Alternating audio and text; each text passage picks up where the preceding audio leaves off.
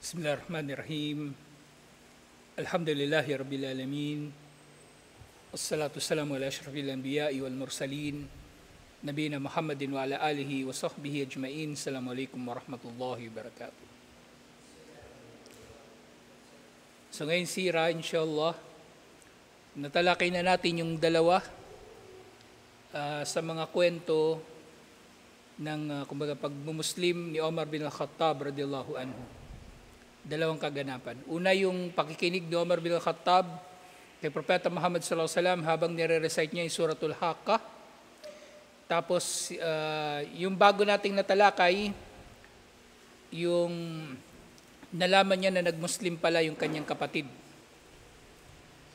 At actually meron pang pangatlo na kwento na kumbaga pinakakilala tungkol sa pagmumuslim ni Omar bin Khattab radiyallahu anhu. O kumbaga mga circumstances o mga nangyari bago siya tuluyan nagmuslim. Yung doon sa isang mag-asawa na maghihijra. Si Ummu Abdullah bint Abil Hatmah at ang kanyang asawa na si Abu Abdullah, yung pangalan ng asawa niya. Dahil nga papunta sila sa Habasya para maghijra at nang nasalubong nila, ay yung babae lang pala, nasalubong niya si Omar bin Khattab, hindi pa siya Muslim noon si Omar. Tinanong siya ni Omar kung saan siya pupunta. Sabi ng babae, pupunta ro sila sa lugar na kung saan malaya silang sambahin si Allah. At sabi na lang ni Omar sa kanya, sahibakumullah, maging kasama nawa ninyo si Allah. At yun nga, nakaramdam siya ng pagiging malumanay for the first time mula kay Omar bin Khattab radiyallahu anhu. At nakwento niya ito sa kanyang asawa. At ang asawa niya, yung lalaki, hindi talaga rin makapaniwala.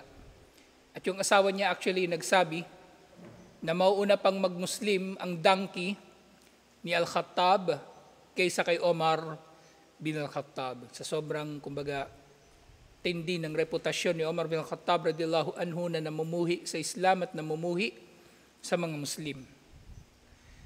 Sa lahat ng yun ay naiulat, pero siyempre ang pinaka kumbaga sahih sa mga ulat, kasi lahat naman daif eh. Kumbaga daif yung pakikinig ng yung tungkol sa nalaman niya yung pagmumuslim ni Fatima, yung kapatid niya, tapos daif din yung tungkol doon kay Ummu Abdullah.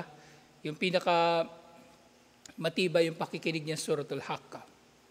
Pero regardless, ngayon, ito na yung mismong pagmumuslim naman ni Omar bin Khattab radiyallahu anhu.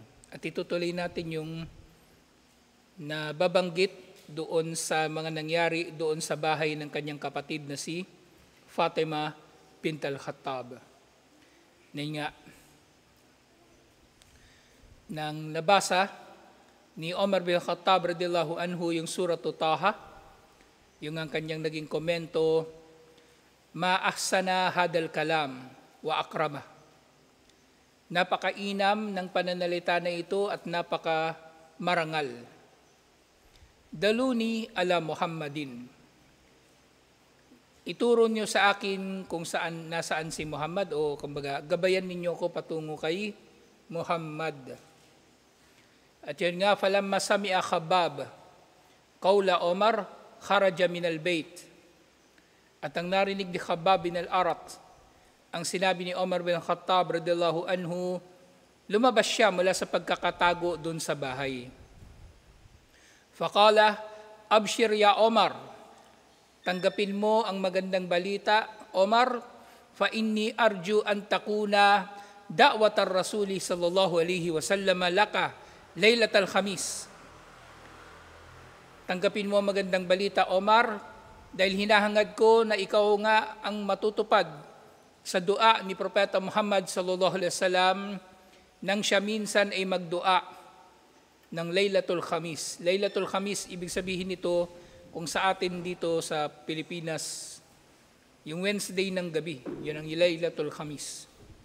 Dahil nga, ang dua ni Propeta Muhammad sallallahu alaihi wasallam, Allahumma a'izzal Islam bi Omar bin Khattab o bi Abi Jahal bin Hisham. O Allah, gawin mong marangal ang Islam sa pamagitan ni Omar bin Khattab radhiyallahu anhu o sa pamagitan ni Abu Jahal bin Hisham. So nga nalalaman natin, pareho itong kalaban ni Allah. Pero sa kabila nito, hinangad ni Propeta Muhammad sallallahu alaihi wasallam na ang isa sa kanila ay magbu-Muslim at magdudulot ng karangalan sa Islam. Yung nga masasabi natin, iniisip natin, di ba? Mas masama o napakasama ni Abu Jahal kung ihahambing kay Omar. Pero actually sa panahon na ito, halos magkasing sama lang sila. Lamang lang ng konti si Abu Jahal kasi nakapatay siya ng Muslim. Pero si Omar, ganun din eh. Kulang na lang din makapatay siya ng Muslim.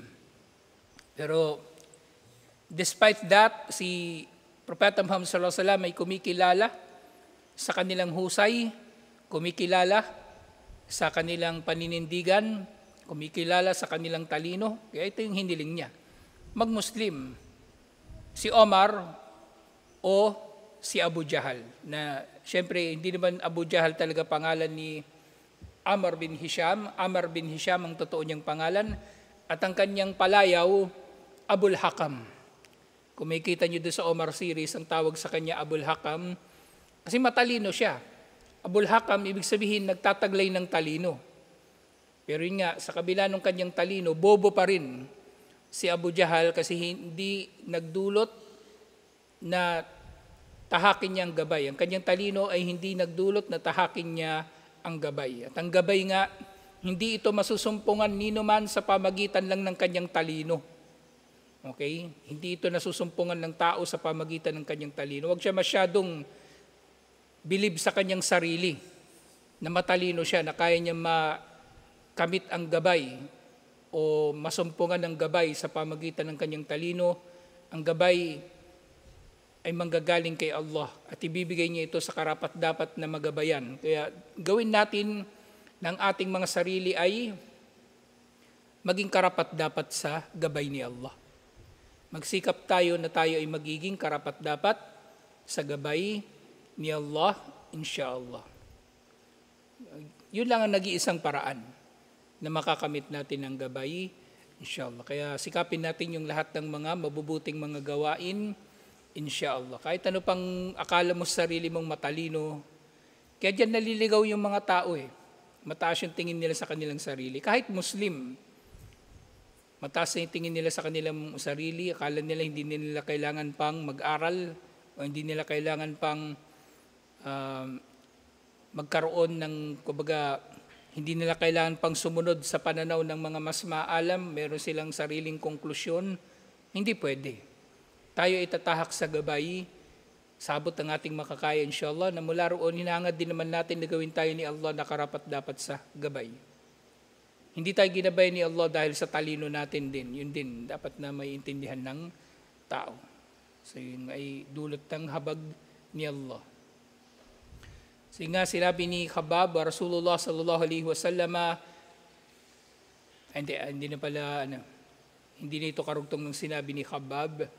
Yung karugtong doon sa paglalahad, wa Rasulullah sallallahu alaihi wasallam fi daril lati fi asli Safa. At yun nga si Propeta Muhammad sallallahu alaihi wasallam ay nasa bahay na nasa paanan ng Safa at walang tinutukoy dito, walang iba. Ang tinutukoy dito ay walang iba kundi ang Darul Arqam, ang kauna-unahang Islamic center, kumbaga ng mga Muslim sa umma ni Propeta Muhammad sallallahu alaihi wasallam, na naging lugar nilang pagtitipon at lugar ng kanilang kumbaga pag-aaral at iba't iba pang mabubuting mga gawain, kasama na yung mga naunang anyo ng sala. Kasi sa panahon na ito, sa Makkah, meron ng sala, pero hindi pa siyempre na isa sa batas yung 5 sala na naisabatas doon sa Isra wal Mi'raj, na naisabatas ay 10 taon ng Be'tha. So meron lang sila rito na 2 sala sa umaga at sa hapon, na tigda 2 raka'a. Pero yung 5 sala na isabatas ito doon na sa Al-Isra wal Mi'raj. Fa'akada Omar sayfahu fatawahhashahu. At yun nga nang Sinabi, nalaman, nang nalaman na ni Omar kung nasaan si Propeta Muhammad sallallahu alaihi wasallam, kinuha na nga niya ang kanyang espada at isinuot na niya uli ito. Sinukbit na niya, kumbaga. Na ang espada kasi, sa totoo lang, kasi minsan niisip ng tao yung espada sa bewang lang sinasabit. Pero ang espada sa iba't ibang mga kultura, pwedeng nakasabit sa balikat eh. Pwedeng nakasabit sa balikat. Yung kampilan, actually, sa sobrang haba nun, pag dala-dala yun noon ng mga ninuno natin, nakasabit yun sa balikat. Doon siya nakasabit. Tapos ganun din yung iba pang mga mandirigma nung unang panahon, yung mga Janissary ng Ottoman Empire. Meron silang mga mahabang espada, nakasabit yun sa balikat nila. So maaaring ganun yung ginawa ni Omar. At yun nga, nang sinuot na niya uli yung kanyang espada, kumbaga, ثُمَّ انْطَلَقَ حَتَّى أَتَى الدَّارَ. At humayo na siya hanggang sa makarating siya doon sa Darul Arqam. فَضَرَبَ الْبَابَ, at kumatok nga siya doon sa pinto. فَقَامَ رَجُلٌ يَنْدُرُ مِنْ خَلِلِ الْبَابِ. At ang isa sa mga sahaba na naroon sa loob ng Darul Arqam, sumilip doon sa butas ng pinto. Kasi binubuo yun ng mga tabla, meron doon mga siwang. Sumilip siya doon. فَرَآ مُتَوَحِّشًا as-safe. At nakita nga niya doon si Omar bin Khattab radhiyallahu anhu na nakatayo at may daladalang espada. Siyempre, sa reputasyon ni Omar bin Khattab radhiyallahu anhu, nakita nila ganitong tanawin, isa lang ang isipin nila. Naroon si Omar bin Khattab radhiyallahu anhu para gumawa ng problema. Para manggulo, kumbaga. At si Omar, yun nga, sa maraming mga paglalarawan sa kanya, malaki si Omar, malaking tao. Si Omar. So, sinasabi pa ng mga ibang scholar, siya nga yung pinakamatangkad sa kanila noon, panahon na yun. Radiyallahu anhu, na kapag magkakasama sila, akalain ng mga tao na si Omar bin Khattab radiyallahu anhu nakasakay sa kabayo. So, yung height ni Omar, baka mga, baka mga 6'6", baka 7 foot pa, ganun siya kalaki. Si Omar bin Khattab radhiyallahu anhu. Malaki pa siya kay Khalid. Si Khalid, ang laki-laki na tingnan eh. Pero si Omar, nilalarawan siya ng mga scholar, pag magkakasama sila ni Propeta Muhammad sallallahu alaihi wasallam, si Propeta Muhammad sallallahu alaihi wasallam kasi average lang yung height niya, mga 5'5", 5'6", ganun. Pero si Omar, parang nakasakay daw sa kabayo pagka magkakasama sila. Ganun siya, kalaki. At makita mo sa likod ng pinto, ganun kalaking tao, tapos may dala pang espada. Kahit nga walang espada yun, matatakot ka eh. Hawakan ka lang doon sa ulo, hindi ka na makagalaw. Inga pa akbara Rasulullah sallallahu alaihi wasallam. Yan, sinabi niya kay Propeta Muhammad sallallahu alaihi wasallam na nandun nga si Omar. Was tajama al-qawm. At yun nga, nagtipon-tipon sila. Kumbaga nung nalaman nila si Omar nandun, nagtipon-tipon sila para kung malaman o pag-uusapan nila kung ano yung gagawin. Kumbaga nagtipon-tipon sila, tinipon sila ni Propeta Muhammad sallallahu alaihi wasallam. Wastajma'al qawm. Faqala lahum Hamza, at sinabi sa kanila ni Hamza, Malakom, anong nangyari? Anong meron? Ba't kayo ganyan? Ba't kayo biglang kumbaga nagtipon-tipon, nagsama-sama? Kumbaga nagtataka si Hamza. At yung nga si Hamza, doon nga sa paglalarawan sa kanya, malaking tao rin si Hamza. Kumbaga. Doon sa Omar series, yung komento ko lang talaga doon, yung komento ko doon sa Omar series, hindi accurate yung portrayal ng edad nila, lalo na yung bago yung hijrah. Kasi si Hamza, ano pa naman siya, bata pa naman siya nung time na yun, nasa mga 40 plus lang siya. Itong panahon na ito Tapos si Abu Jahal, ganun din, magkasing edad lang sila. Pero parang nangyayari kasi doon sa Omar series, nagmumukhang mas matanda talaga masyado si Abu Jahal kumpara kay Omar at doon si pa bang mga sahaba. Pero magkalapit lang edad nila. Magkakalapit lang yung edad nila.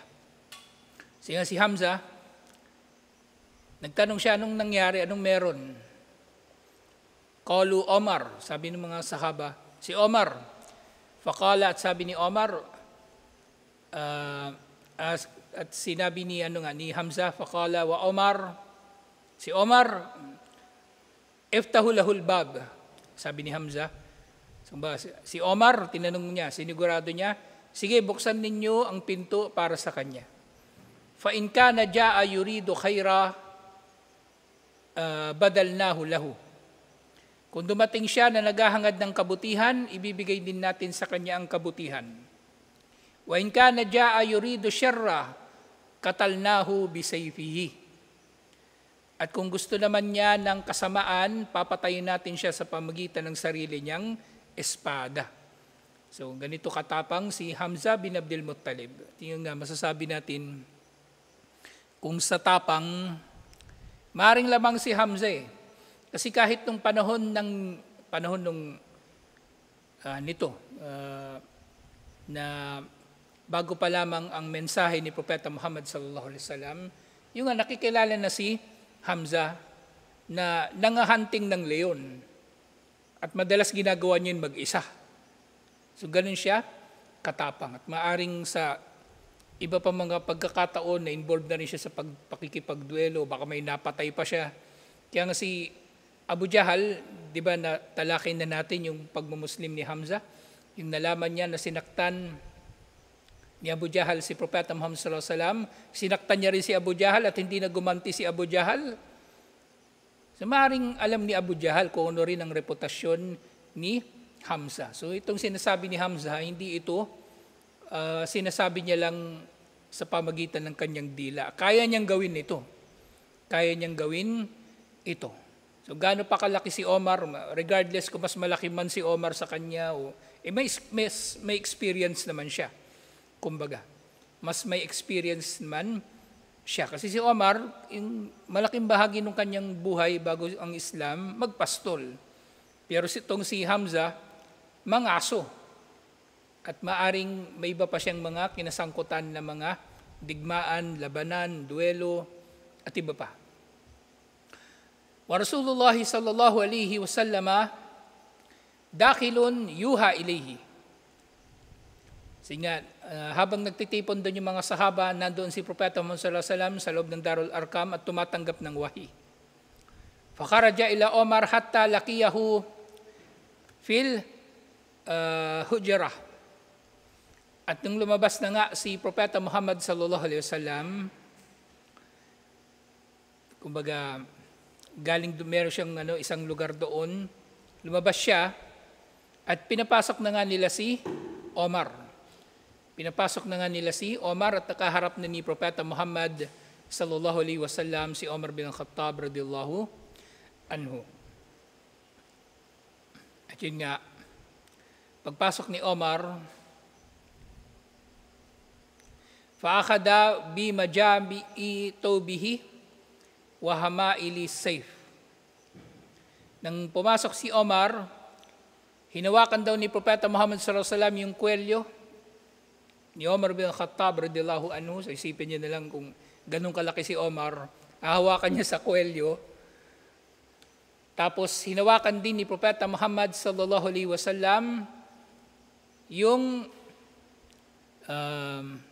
kumbaga yung sinturon na doon nakakabit yung espada ni Omar bin Khattab radhiyallahu anhu. Yung kanyang yung hindi yung scabbard mismo, yung pinagsusukbitan ng sinturon.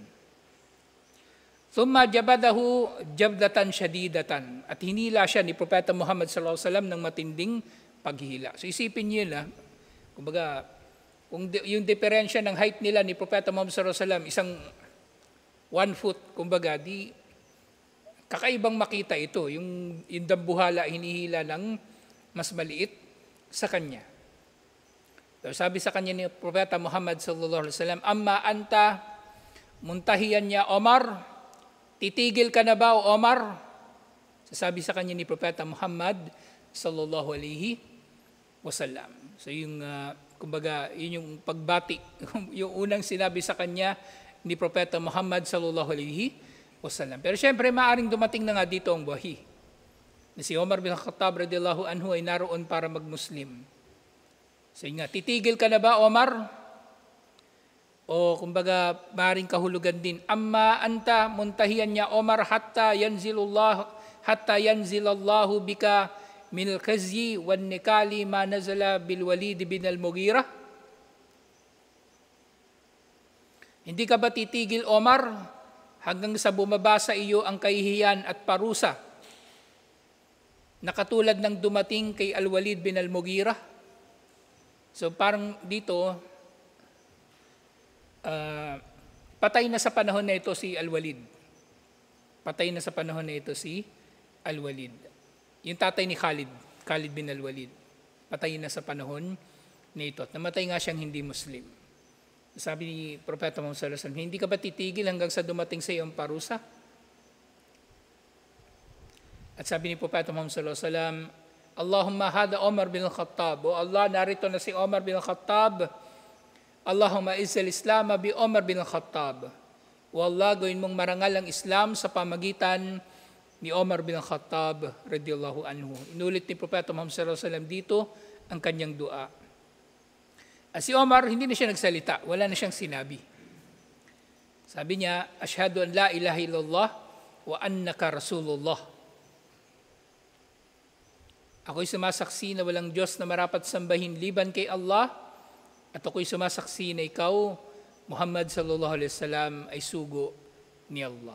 So wala nang ibang sinabi si Omar. At ganito rin yung, kumbaga, yung personality talaga ni Omar. Hindi siya, kumbaga, hindi siya nagpapaligoy-ligoy.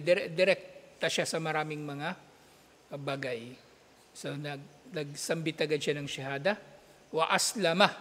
At siya nga'y nag-Muslim na sa panahon na yon. Fakabbara ahlud dari takbiratan sami'aha ahlul masjid. At nagtakbir sila ng matinding pagtakbir at narinig ito ng mga tao doon sa Masjidul Haram. Ibig sabihin, napakalakas ng naging pagtakbir nila. Kung yung Safa, andito yung yung Safa, kumbaga yung Masjidul Haram, nandun pa sa sa Mamling, hanggang doon narinig yung kanilang pagtatakbir dahil sa pagmumuslim ni Omar bin Khattab radiyallahu anhu.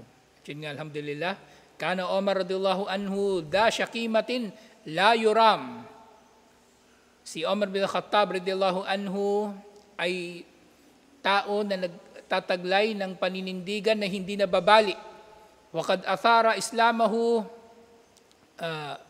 dajjatun bainal musyrikin.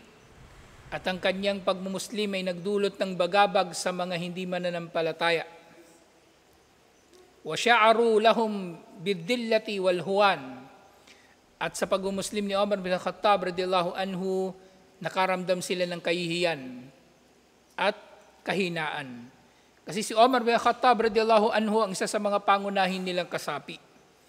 Kumbaga, lagi kong nababanggit sa inyo, si Omar bin Khattab radiyallahu anhu, bata pa siya pero kasama na siya doon sa Darun Nadwa. Kasama siya, kabilang siya doon sa mga ambassador, kumbaga ng Quraysh, tagapagsalita ng Quraysh. At wala silang desisyon, liban na lamang na tinatanong din nila si Omar bin Khattab radiyallahu anhu. Na maring hindi siya ganun kayaman, katulad ni na Al-Walid, katulad ng angkan ni na Abu Jahal, pero nakikilala naman si Omar sa kanyang talino. Kaya naroon siya. At yung ngayon nag-Muslim si Omar, di napahiya. Napahiya si Abu Jahal at ang iba pa niyang mga kasama. At sa pamagitan ng pagmumuslim ni Omar radiyallahu anhu, wa kasal muslimina izzatan wa syarafan wa sururan. Ang kanyang pagmumuslim, dahil sa kanyang pagmumuslim, ang mga Muslim ay binalot ng karangalan, ng kadakilaan at kaligayahan radiyallahu anhu. At ito nga yung mismong araw ng pagmumuslim ni Omar bin Khattab radiyallahu anhu. At nababanggit pa rito yung iba pang mga nangyari pagkatapos ng kanyang pagmumuslim. Alhamdulillah. Na makikita rin natin kung paanong tinanggap ng Quraysh ang balita ng pagmumuslim ni Omar bin Khattab radiyallahu anhu. Sa tutuloy natin ito, insyaAllah. Assalamualaikum warahmatullahi wabarakatuh.